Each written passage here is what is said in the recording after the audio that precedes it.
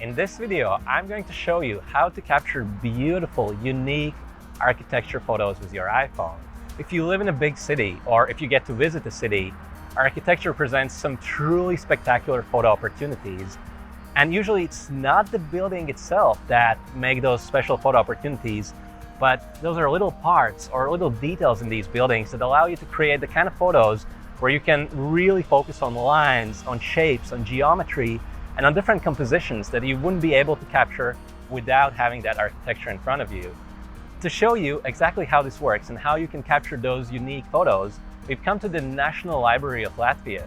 And this building is shaped like a mountain of glass, and that's a reference to Latvian literature. So in just a moment, I'm going to head inside and we're going to capture a whole variety of different angles and viewpoints that aren't necessarily obvious. But before we do that, I want to capture one photo of the exterior of the building.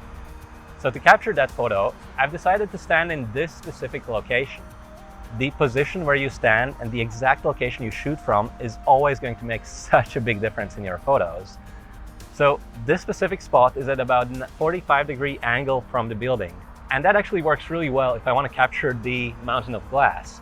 But there are also some other reasons why I like this spot. So let me get out my iPhone and let me show them to you.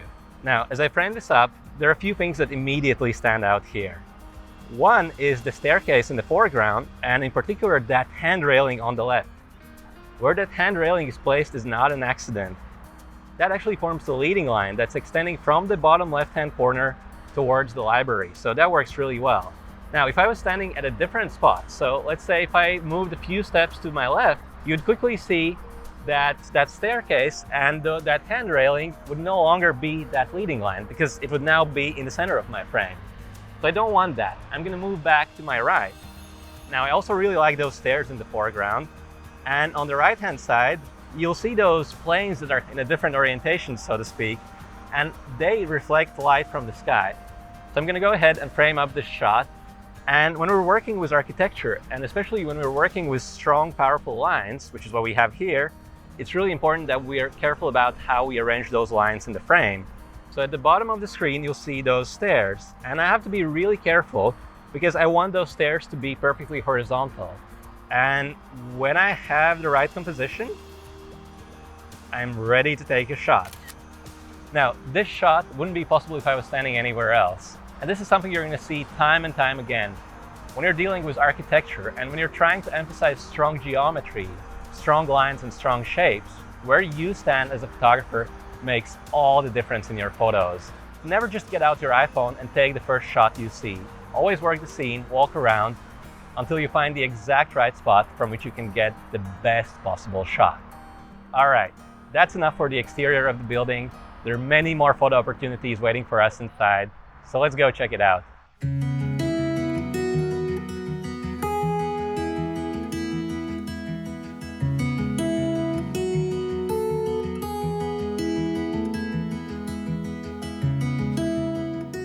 I've now walked inside the library and I'm standing on the ground floor, and we have this huge room here that kind of looks like a classroom. That's one of the reading rooms of the library. But what really attracted me to this specific room and this specific spot is those stairs in front of me. I have essentially layers and layers of staircases, and they're making this X shape.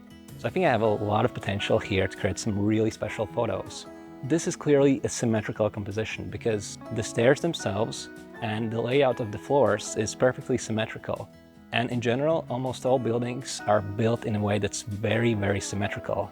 That's just how architects do things, and it's also really pleasing for the human eye to look at symmetrical structures. So this is exactly the center of the building. So if I want to be capturing those stairs, this is where I need to stand. But also, I have to decide how far I'm going to be from those stairs. So I could be closer to them, or I could take some steps back. So that's another decision I need to make as a photographer. But here I have more flexibility. What I can do is simply walk back and forth until I find a spot where I have the best composition. Now, the reason I picked this specific spot here is because of those plants here in the foreground. So this whole building is kind of gray, but we have these really beautiful bright green plants at the bottom. And I think if I just include a tiny bit of those plants at the bottom of my frame, that could potentially be an interesting photo. Let me show you. So I'm going to open up the camera of my iPhone, And here you can see the composition I was talking about. I think I'm going to get the best composition if I can frame this up in such a way where I still see that top layer of lights. So now I've fixed the top of the frame just the way I want, but at the bottom I have a problem. I'm starting to cut out those plants. I don't want that. So what I need to do here is just take half a step back. That's it, half a step. If I do that, you'll see that now the problem is solved. I can get those plants at the bottom and I can show those lights at the top of the frame fully. So I'm going to be really careful about how I frame this. I want to make sure it's perfectly symmetrical. If the composition is just a tiny bit wrong, it's not going to be as good. So that's why I have to be really, really careful and really patient about how I frame this. And I think this should be the frame. Now, if you're struggling to get all the lines perfect in the image, you could, of course, crop the image. So you could capture a slightly wider photo and then crop it in later. But still, if you can, it's better to capture it perfect in the camera, because that way you get the fullest resolution. And also, cropping won't save you if you're not standing exactly in the center of the building. And if you look at the photo we just captured, it looks absolutely spectacular. It's perfectly symmetrical. I have those beautiful green plants at the bottom of the frame. I have just a little bit of space below them, not too much. And at the top, I have those 3 X-shaped staircases, one on top of another, in a perfectly symmetrical composition, with all the lines leading the eye of the viewer towards those staircases. I'm really happy with how this shot turned out. But of course, I'm not done yet. The most important part of the scene are those stairs in front of me. So what would happen if I just captured the stairs? So if I now switch to my 2x, my telephoto view, you'll see I'm much closer, and also the framing now looks completely different. You just see those stairs and all the lines that are leading towards the stairs. So this is perhaps even more powerful as a composition. I'm going to be careful to frame this up exactly right, where the shot is perfectly symmetrical. I'm going to be really careful with the bottom and the top edges of the frame. And when everything lines up, I'll be pressing the shutter. Now look at the images we just captured. These look absolutely stunning. We have 3 X-shaped staircases, one on top of another. We have those strong leading lines that are all leading towards that. I think this makes for a really beautiful shot. But I'm not done yet. This is a big building. I think there are many more photo opportunities. So what I want to do next is head upstairs and see what else we can find here.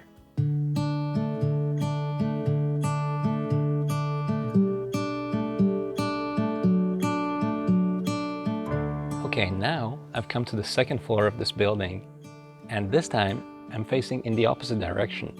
So that interesting X-shaped staircase is actually behind me. Once again, I'm standing exactly in the center of the structure, because that way I can get that beautiful symmetrical shot. Let me show you. If I open up the camera app, you'll see that I have that symmetrical composition I was going for, but it's not that interesting. And that's because I only see 3 floors from this point of view, but there are many more above me. So what would happen if I switched to my 0.5x? And look at that. At 0.5x, I can see so much more. I can see many more floors, and I have a shot that has really strong, really powerful repetition. Now if I go up more, you'll see that I have these extra windows at the top, and those floors that are repeating kind of end at the top. If I want to create a really powerful repetition shot, I want to create an impression that those floors never end, that there are many more above. And if that's what I want to do, I cannot really reveal the point where the top floor ends. So I think I got that symmetrical composition, so I'll go ahead and press the shutter. And now if we look at the shot we just captured, I think it worked out exactly the way I envisioned. We have all these strong lines coming from all the sides, leading towards the center of the image, and in the middle we have this strong repetition. I'm not revealing the end of the top floor, so it kind of looks like this repetition is going to go on forever, and that makes for a really powerful shot.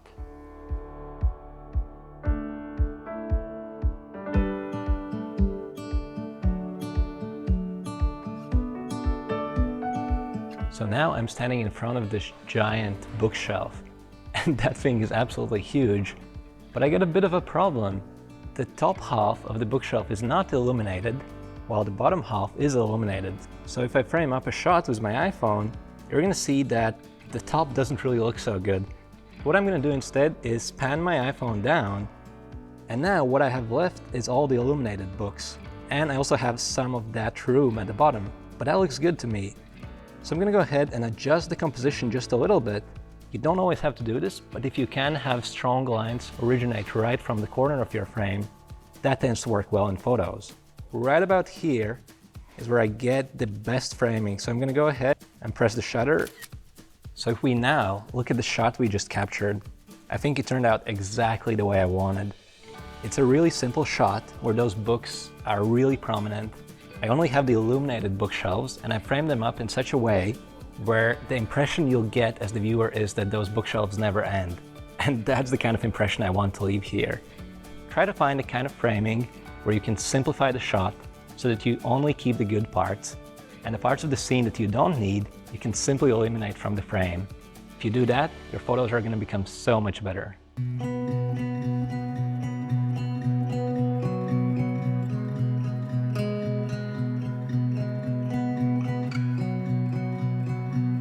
Okay, so now we're almost at the top of the building, and since this is a library, it has these really interesting sun diffusers at the top. So those big triangle-like structures that kind of look like falling knives, those are the diffusers. They present a great photo opportunity because I'm always looking for lines, shapes, and geometry that I could use in my photos. I'm doing it whenever I'm shooting with the iPhone. But if I'm taking photos of architecture specifically, then I'm definitely on the lookout for strong lines and strong shapes that I can incorporate in my photos. So if I open the camera app of my iPhone, this is already looking great, but I think I could try to simplify the shot a little bit more. So there are two things that I see that I don't really want to see in my frame. One is that horizontal line that just kind of goes through the image that I don't really need. And also at the bottom left-hand corner, you can kind of see where those diffusers end, and there I have a different kind of light. It's a different color. And I don't really need this. I want the shot to be as simple as possible. I'm just gonna pan my iPhone up like this. You'll see that now I've pretty much eliminated both of those distractions. And what I have left is those beautiful diffusers at the top. And I think this is the shot that I need. Now, if we look at the image we just captured, we have those repeated diffusers that create a really strong, really powerful geometry that's repeated many times over. And also the light that's shining on these structures is really special. If we convert this image to black and white, and if we increase contrast a little bit, that light is going to look absolutely stunning. So what I've done here is I've created a composition that's all about those diffusers. I've also eliminated everything else that I don't need, and the more you can simplify shots like this, the better they're gonna turn out. Now I'm almost at the top of the building, so let's head upstairs and let's see what those diffusers are gonna look like from the top floor.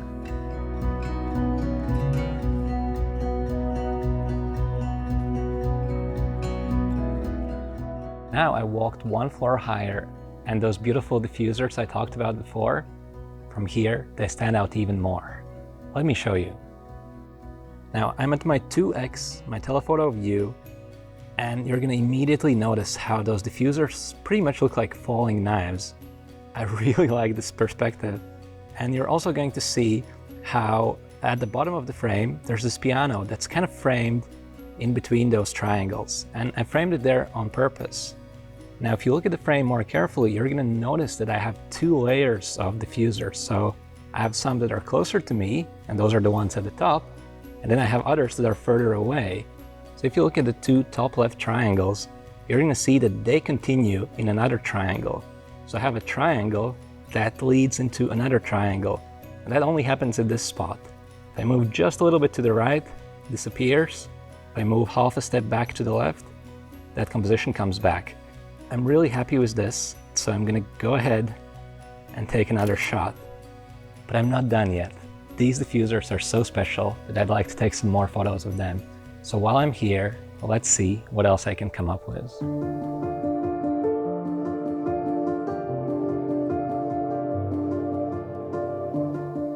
Okay, now I've walked just a few steps to my left, and a few steps is all it takes to get a completely different scene in front of me. Let me show you. Now I'm still in my 2x, my telephoto view, and you'll notice that on the left I have this strong repetition of those diffusers, while on the right I have this little window which is also a nice compositional element. And at the top, I have this really strong texture. I like how these elements work together in the frame. So I'm gonna go ahead and take a shot. And if you look at this image now, in this photo, pretty much everything is taken out of context. You no longer really see that these are big triangle diffusers. You no longer really understand what's happening. All you have in this image is geometry. And if you can find strong shapes or lines or other geometrical objects and combine those in the frame, that often will result in some really special photos. But while I'm standing here, I think there's another photo opportunity if I simply rotate my iPhone horizontal. Now you'll see that on the left, that repetition really starts to stand out more.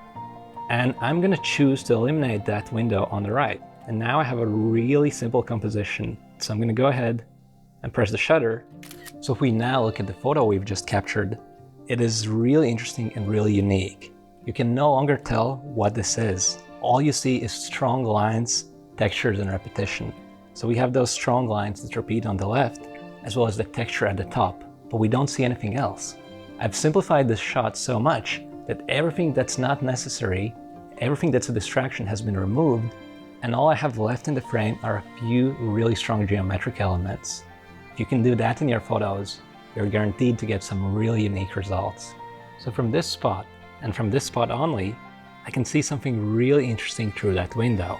But you can't really see it because it's overexposed. So what I'm going to do is tap and hold my finger on that window until the letters A, E, A, F lock come up. I'm going to use that sun slider next to the focus rectangle, and I'm going to swipe it down to make the image darker. And as I do that, you can see that church appear inside the window. So that window has actually been built to perfectly show that church. It's a really interesting touch that the architect has left in the building. So I'm going to make sure I frame this up exactly how I want. Also on the left-hand side, I want to make sure that those lines are perfectly vertical. I'll go ahead and press the shutter.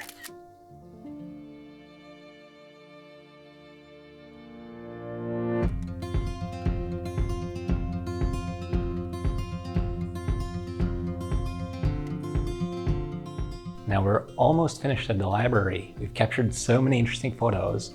On our way down, we headed to the stairs. That's what we'll be doing next. We'll be taking photos of this beautiful staircase. If I want to get all of them in the frame at the same time, the first thing I'll need to do is switch to my 0.5x, my ultra-wide lens. And now you can see those stairs are coming from the bottom right, going all the way through the left-hand side. So it's a complete circle, and that looks good in terms of composition. So I'll go ahead and press the shutter. Now, one thing I really like about this photo, and about these stairs in general, is those beautiful steel walls. They reflect light, and that actually looks really interesting in photos. So I'm happy with the first photo we captured here, but let's see what else we can get. If I point my iPhone down, look at that. Now you can see all that staircase leading all the way down, all the way towards the ground floor. And we have this spiral-like composition that looks really, really amazing. I'm really happy about how this is turning out.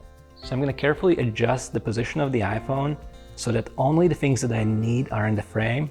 And once I'm happy with the composition, I'll go ahead and press the shutter. This is absolutely spectacular. But now there's one more thing I'd like to try, and that is capturing the same scene using my 2x view. I'm going to switch to my 2x view, and now look at that. You'll see that the scene got compressed together, so I have a narrower view, and that creates a more interesting, more unique perspective. From this point of view, you're going to see that I've essentially eliminated everything that doesn't belong. So now we have a really simple, really clean composition with just the stairs and nothing else. So I'm going to go ahead and press the shutter. You'll see that we have this really strong geometry here. So we have a central composition that's symmetrical, which is important. And because of that 2x telephoto view, we've actually compressed the scene together. And that actually emphasizes the repetition even more, because all the repeated elements become closer to each other. And that works really well here. So there you have it. This is how you can take really interesting, really unique architecture photos with your iPhone. You're not just taking photos of buildings, Instead, you're looking at lines, you're looking at shapes, you're looking at geometry, and you're trying to arrange them in your frame in a way that looks pleasing to the human eye. And that's what photography is all about. Don't settle for the first photo you see. Keep working the scene. Keep experimenting with different angles, different viewpoints, different perspectives, just different photos. And the more you do that, the better your architecture photos are going to be. This video was a free preview of my iPhone Photo Academy online course. In this course, you'll discover everything you need to know to take stunning photos with your iPhone. So if you'd like to take the kind of photos that will leave your friends and family speechless, please take a look at the full version of iPhone Photo Academy. You'll find a link in the description right next to this video. So click on that link right now, and I'll see you inside the full version of the course.